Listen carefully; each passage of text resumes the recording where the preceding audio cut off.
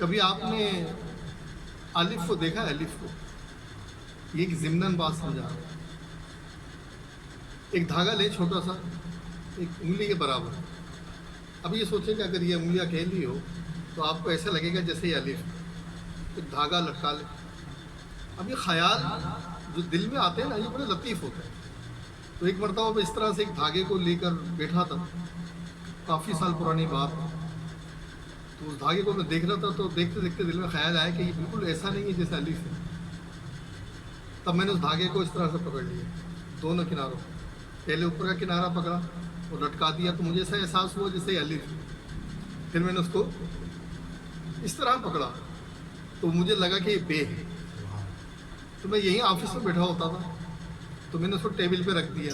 اب میں نے اسے گھمانا شروع کیا تو وہ جیم بن گیا، پھر میں نے گھمایا تو وہ دال بن گیا، اسی میں ہے تھا، اسی میں خے تھا، اسی میں طا تھا، اسی میں ذا تھا، اسی میں سواد تھا، اسی میں دوات تھا، اور چھوٹی یہ تک میں تمام حرف ایک ایک حرف بناتا گیا، تمام چھپے ہوئے تھے اسی ایک الف کے اندر۔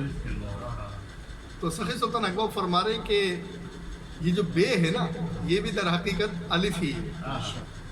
یہ دکھنے میں بظاہر تمہیں بے لگ رہا ہے، تو یہ بے بھی اللہ ہی کا نام ہے، بس فرق کیا ہوا، الف یوں تھا اور بے یوں ہے۔ تو اسے بھی کم نہ سمجھنا، کیوں؟ یہ نکلا تو الف سے، تو یہ بھی اللہ ہی کا نام ہے، اور اللہ کے جتنے بھی نام ہیں وہ سب کے سبھی عظیم ہیں۔ فرماتے ہیں کہ یہ بڑا خوبصورت زیور ہے، اگر تمہارے سینے میں سمجھ جائے۔ کچھ زیور تو باہر سجائے جاتے ہیں، یہ زیور اس میں اللہ کا ایسا ہے کہ اسی میں ساری تخلیق، ساری کائنات، سب کچھ اس الف میں چھپا ہوا ہے۔ آپ ساری کاؤنٹنگ بنانا شروع کریں، گنتیاں بنانا شروع کریں، اسی الف سے بنیں گے۔ کبھی اس کو آزما کر دیکھیں، کبھی کسی ٹیبل پر رکھ کر دیکھیں، اسی سے ایک بنے گا، اسی سے دو، اسی سے تین، اسی سے چار، اور جتنا چاہے، جتنے نمبر ہیں آپ نے بنائے ہیں، 1 سے لے کر 9 تک بنائے نا، سب کے سب نمبر اسی سے بنیں گے۔ جتنے آپ نے الفابیٹ بنائے وہ سب اسی سے بنیں گے الف سے۔